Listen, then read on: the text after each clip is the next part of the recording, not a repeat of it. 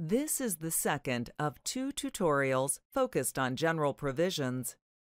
Assignment occurs when a party transfers some or all of its contract rights or delegates some or all of its obligations to a third party. Most commercial agreements prohibit assignment by either party. FAR 52.212-4, subsection B, assignment, allows contractors to assign the right to receive payment. Relationship of the parties. This clause defines the parties as independent contractors to avoid an employment relationship. In an employment relationship, the employer is responsible for a number of obligations they don't have for independent contractors. Some examples include taxes and employee benefits.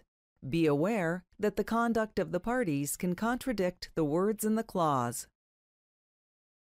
The governing law in a contract refers to the law that will be used to decide a dispute. The choices in commercial contracts are usually federal law or state law. This topic also deals with jurisdiction and venue for court cases. FAR 52.233-4 establishes that federal law applies to cases involving federal contracts. Federal law also states that federal courts have jurisdiction and venue over cases involving government contracts. Commercial software contracts often have a governing law clause assigning jurisdiction and venue to the state where the publisher's headquarters is located. The best practice is to remove these clauses from agreements, even though the federal law would supersede them even if they remain in the contract. The contractor must continue performance of contract obligations until the dispute is fully resolved. Most contracts include an integration or entire agreement clause that restricts the valid binding agreement to only be the terms and conditions explicitly stated in the contract. This prevents claims based on implied warranties, statements, or other actions and documents outside of the written contract.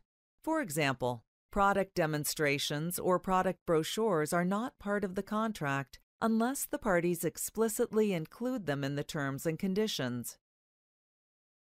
GSA, FSS, ESI, BPA, FAR, and DFARS clauses are incorporated and integrated into the contract and have binding legal effect when the order is placed. The buyer should err on the side of caution and incorporate by reference or full text the clauses, FSS contract number, and BPA number in the order. The buyer should also print out and include in the order any hyperlinked and reference documentation. This tutorial is meant to be instructional only. It does not establish policy, procedure, or regulation. Buyers should obtain legal advice before making any decisions on these terms and conditions. Thank you for viewing this tutorial. Please visit the DoD ESI website for more information and other videos in this series.